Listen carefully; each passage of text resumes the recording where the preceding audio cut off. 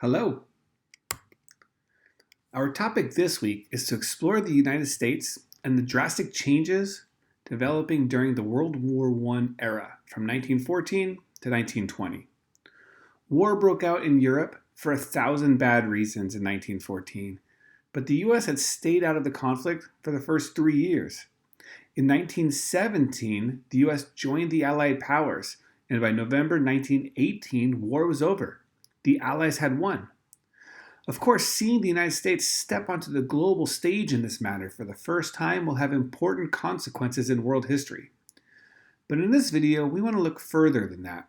We want to see how conflicts in America during this abbreviated era would lead to drastic change. The big picture we need to understand here is that World War I and its aftermath intensified ongoing debates about the nation's role in the world and how best to achieve national security and also pursue American interests, American business interests. The US stepped out into world affairs and world leadership in this era. But when the Senate refused to ratify the Treaty of Versailles, declining US membership in the newly formed League of Nations, we see a rupture here in this new American global role. The US had emerged victorious in the First World War and had led the proceedings at the Paris Peace Conference, but declined to remain a world leader after the Great War, instead retreating back to its tradition of isolationism, keeping the United States out of Europe's problems. So let's begin our exploration in the years before 1917, before America officially enters the war. The US tried to remain neutral when war broke out and hoped to continue doing business with both sides, selling to Britain and selling to Germany. Public opinion in America was split. American opinion on the war was often varied because of ethnic allegiances. Preparedness. Even though we were remaining outside of the war, President Wilson had called upon Congress to approve an expansion of the armed forces. But there was clear opposition to getting involved in the war.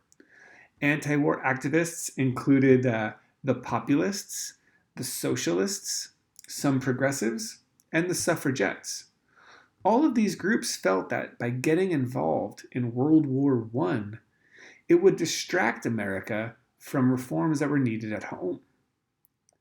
In 1916, Woodrow Wilson was re-elected president. His campaign slogan was, "He kept us out of war."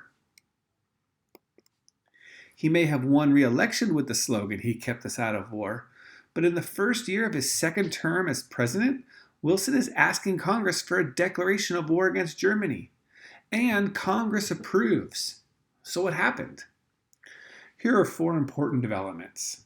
First, the resumption of unrestricted submarine warfare. Germany announced that it would sink any ships doing business with its enemies. Many people think of the famous ship that was sunk by a German U-boat in this period called the Lusitania, but that sinking was in 1915, and America's declaration of war comes in 1917, so it's not just that ship, but perhaps Germany saying that they would resume the attacks. Another thing that people say caused Woodrow Wilson to ask Congress for permission to go to war is something known as the Zimmermann telegram. It was a proposal intercepted by British intelligence from Germany to Mexico. And the British intelligence agencies passed this on to the American office, right, to the American president. The proposal said that Mexico should ally itself with Germany in fighting the war. And in return, Germany would pledge to help Mexico recover the lost territory taken by the United States in the previous century. Another important cause, though, that often gets overshadowed, but I think is hugely important, is that in this era, the government had lifted restrictions on American banks for providing loans to foreign nations. And in the years just before World War I, American banks were making huge loans to European countries, especially Britain. So the United States banks had millions of dollars invested in Britain. If Britain were to lose the war, if Britain were to crumble, that money would not get paid back. So you see, behind our foreign policy, there often is economic motivation. And finally, we have to talk about Wilson himself, his idealism. Wilson often talked about moral diplomacy, and the US had the responsibility to protect freedom around the world, to make the world safe for democracy. He outlined this policy in what's known as his 14 points of light.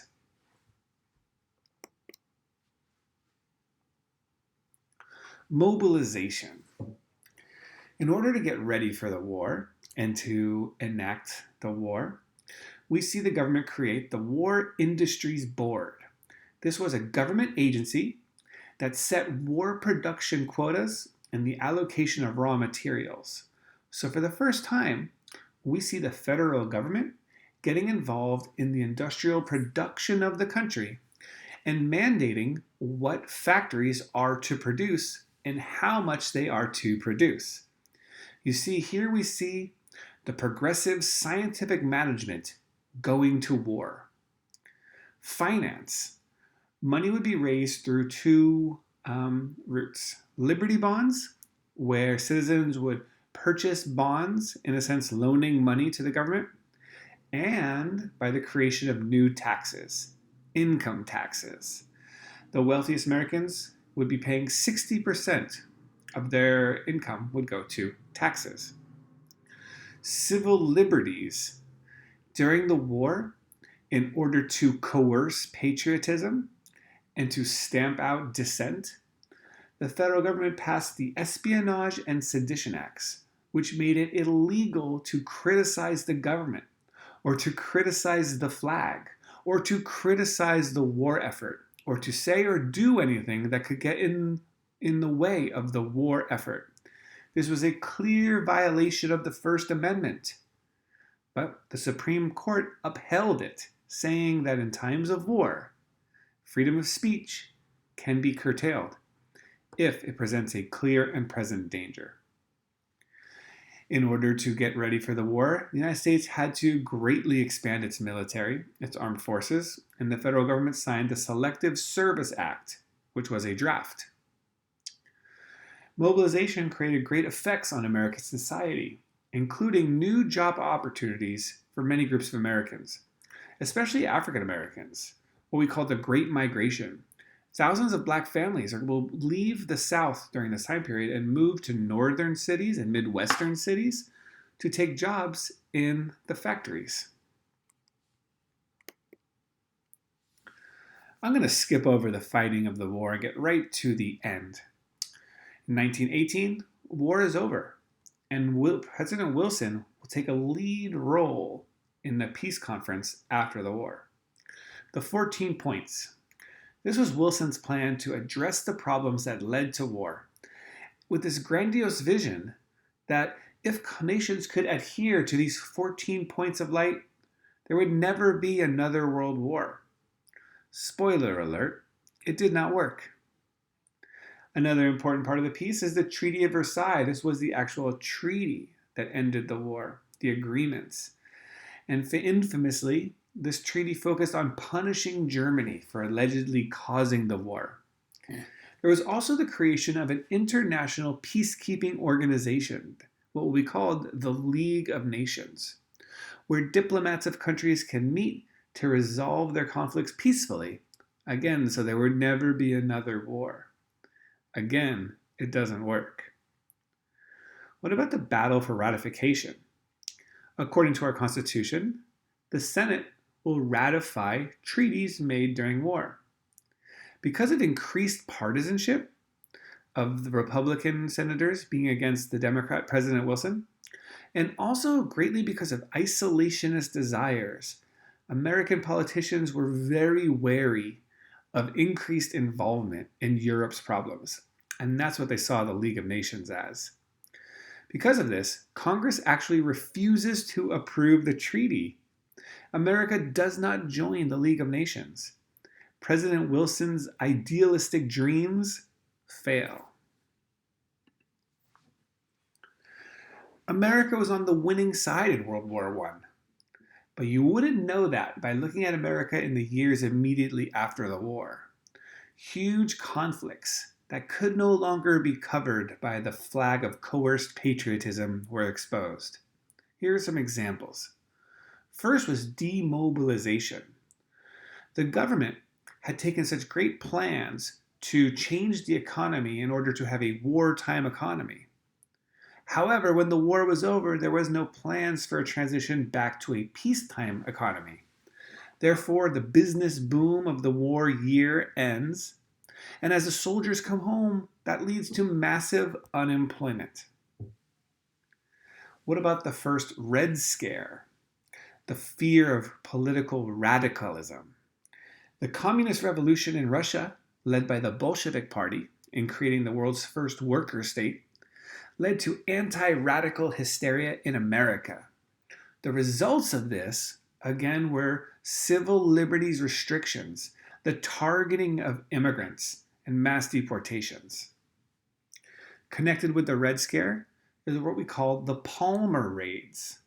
A series of bombings took place in important areas of the country. There was a bombing at Wall Street in New York City. There was a bombing of the house of A. Mitchell Palmer, the Attorney General. What this led to were special raids, arrests, and deportations of political radicals, often targeting immigrant radicals. Furthermore, there was labor conflict.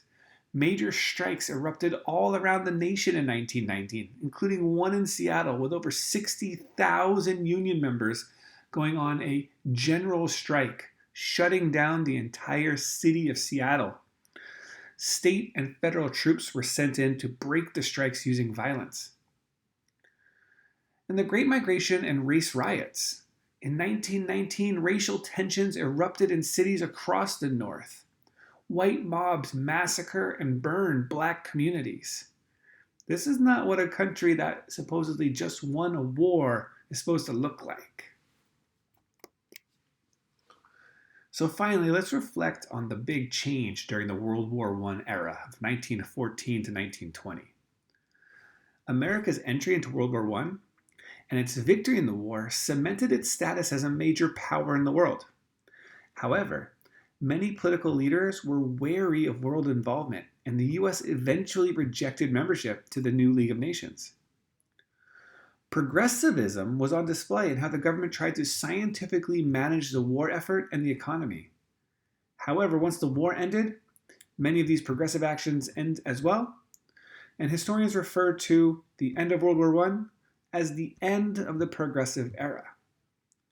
Labor and racial upheaval after the war alarmed conservatives that somehow the United States was on the brink of a dangerous revolution.